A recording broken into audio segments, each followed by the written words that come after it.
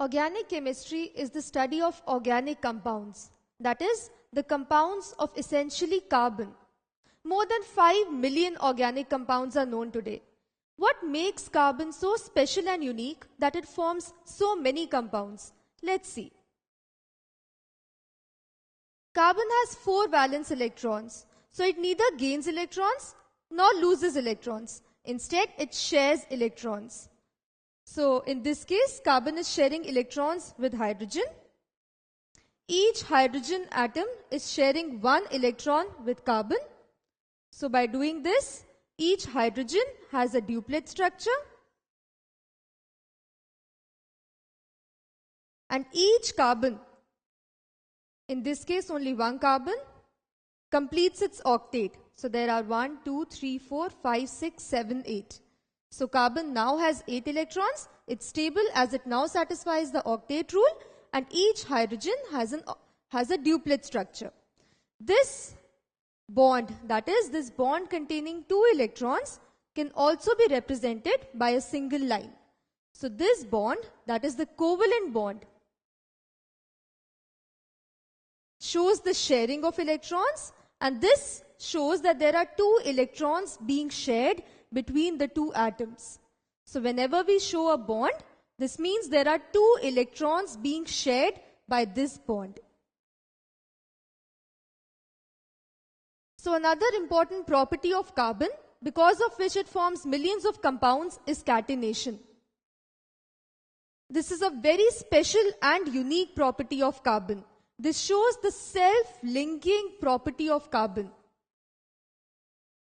Carbon is a unique atom. It can link to itself by forming covalent bonds. But the important thing to keep in mind that is each carbon atom should always satisfy the octet rule. And we know that each bond shows 2 electrons.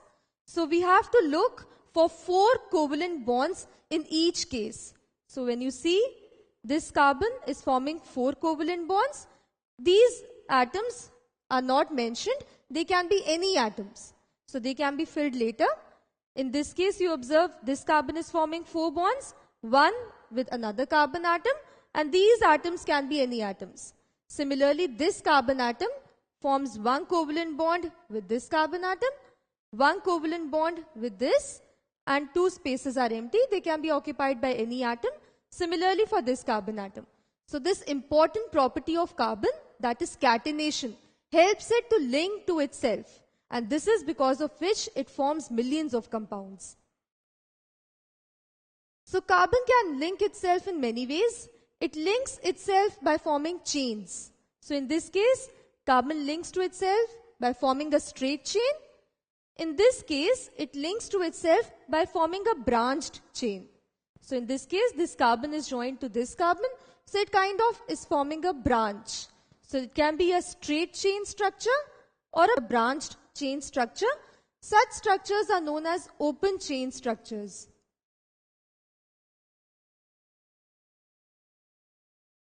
Or another name is given to such compounds, that is aliphatic compounds.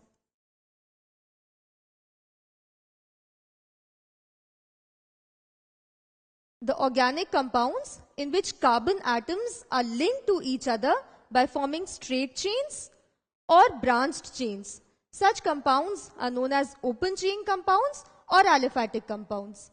Another way by which carbon links to itself is by forming a closed loop kind of a structure. So in this case, you see that carbon atoms are linked to each other and they form a closed loop. Similarly, in this case, you observe that carbon atoms are linked to each other and they form a closed loop. So such structures in which carbon atoms are linked to each other by forming a closed loop, such structures are known as closed chain structures. Or another name is given to them, that is cyclic structures or cyclic compounds. So whenever carbon atoms are linked to each other by forming closed loop, such structures are known as closed chain structures or cyclic compounds. Now we know carbon links to itself, that is the property of catenation.